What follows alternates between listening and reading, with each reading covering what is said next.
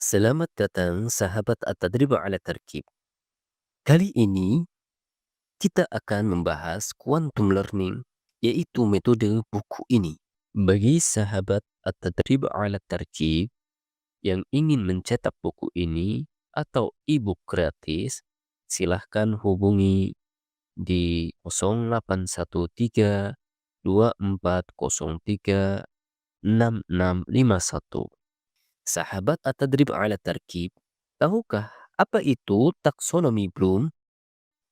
Taksonomi Bloom membahas terkait dengan metode-metode pembelajaran.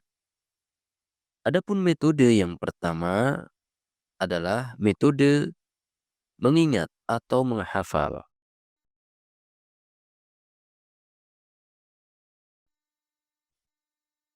Sahabat At-Tadrib 'ala Tarkib, mari kita konsentrasi sejenak. Harus diperhatikan, kita membahas metode pembelajaran bahasa Arab.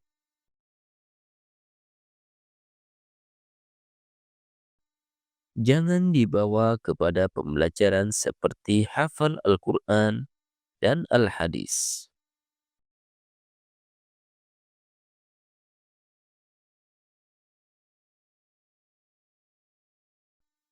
Dalam menghafal Al-Quran, hadis, dan mutun, At-Tadrib 'ala Tartib justru menekankan sekali.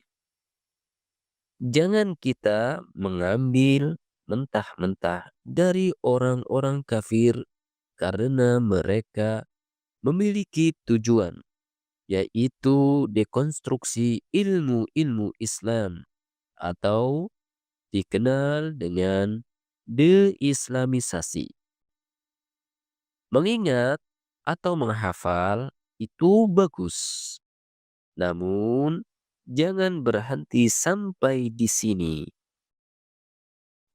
Hanya saja kebanyakan orang yang belajar bahasa Arab berhenti sampai di sini saja. Hanya sekedar menghafal tanpa memahami sama sekali. Hanya menghafal maklumat atau menghafal definisi semata. Jadi, terfokus pada hafalan saja tanpa memperhatikan aspek-aspek penting lainnya.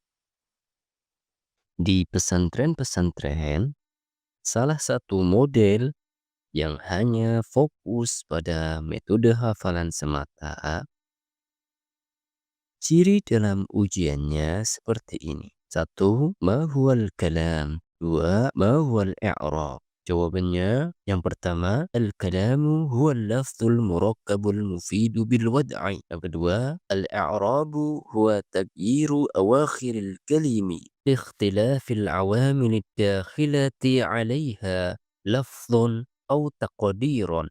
Ini adalah salah satu contoh hafalan dari salah satu buku saja. Yang penting hafal walaupun tidak paham. Asal hafal yang diujikan, murid bisa dapat nilai yang terbaik. Padahal murid tidak bisa menulis bahasa Arab, maksudnya di sini adalah mengarang sesuai kaidah. Bahkan banyak yang gagal tidak bisa baca kitab gundul dan tidak bisa bicara dengan bahasa Arab secara fasih dan tholaqoh. Model berikutnya lebih baik dari sekedar hafal, yaitu paham.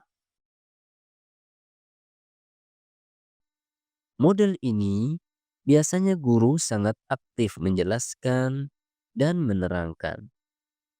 Gurunya yang akan terus bertambah cerdas dan pintar. Sementara muridnya tidur, ngantuk, atau jenuh.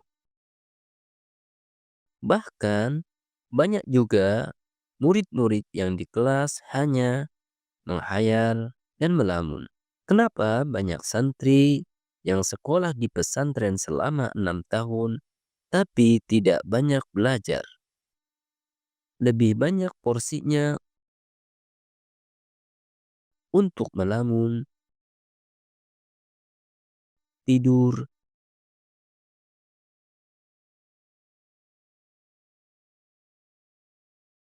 atau main-main saja.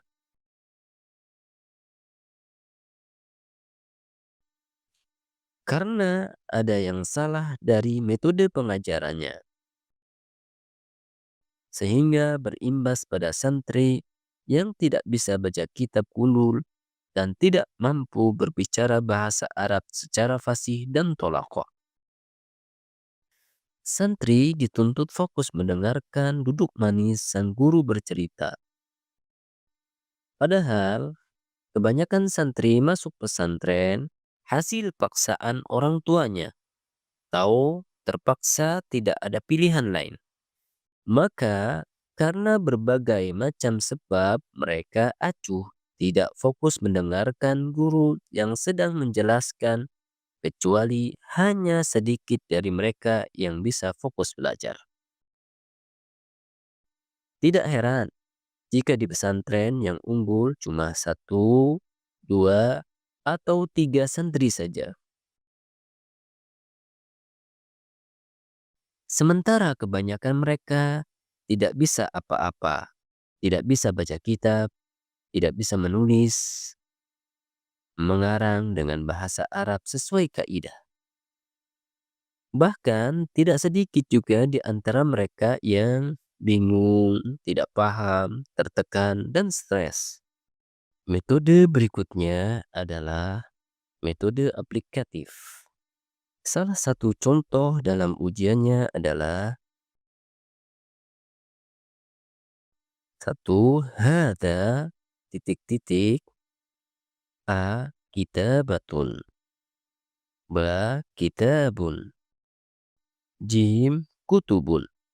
Murid hanya menebak dan mencocokkan saja tanpa ada pengolahan analisa, apalagi mengevaluasi. Maka ini tidak berlaku pada kehidupan nyata.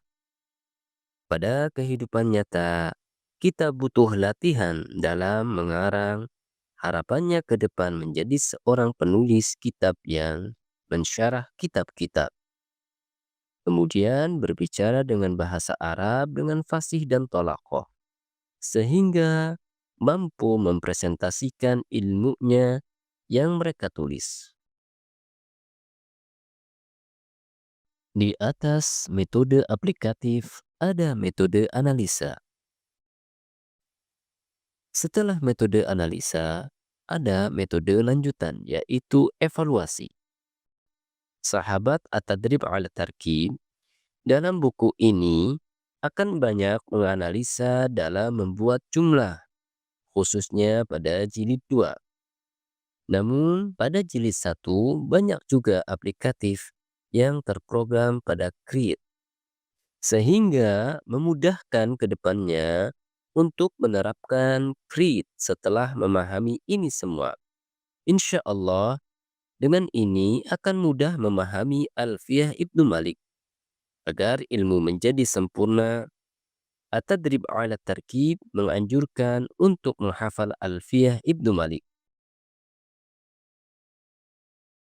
Jadi, sahabat At-Tadrib ala Tarkib akan belajar pada buku ini mengevaluasi, mempresentasikan, dan membuat jumlah. Metode berikutnya adalah metode create, membuat atau berkarya.